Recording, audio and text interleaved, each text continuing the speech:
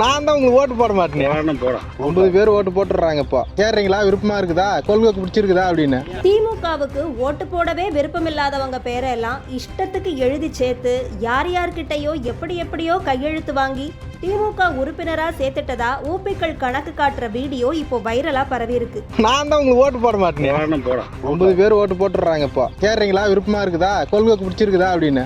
அடே, இப்படித்தான் 1 கோடி பேரை உறுப்பினர்களா சேர்த்தீங்களான்னு பல பேர் கேள்வி கேட்டாலும் அந்த திமுக காரர் கடைசியில சொல்லிட்டு போன வார்த்தை தமிழ் மக்களுக்கு சாட்டை எடி.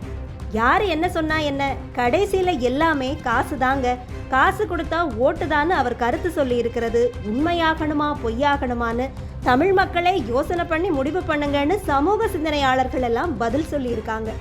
நான் தான் உங்களுக்கு ஓட்டு போட மாட்டேன். நான் தான் ஓட்டே போடுவேன். எங்க வீட்டுக்காரையும் போட மாட்டா, யாருமே போட மாட்டாங்க. நீ என்ன போ, 9 பேர் ஓட்டு போட்டுடுறாங்க.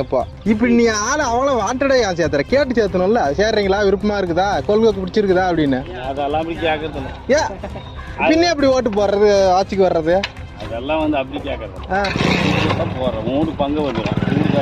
போட போடணும், காசு கொடுத்தா போட்டுருவாங்க. காசு தான். அப்போ ஏதாவது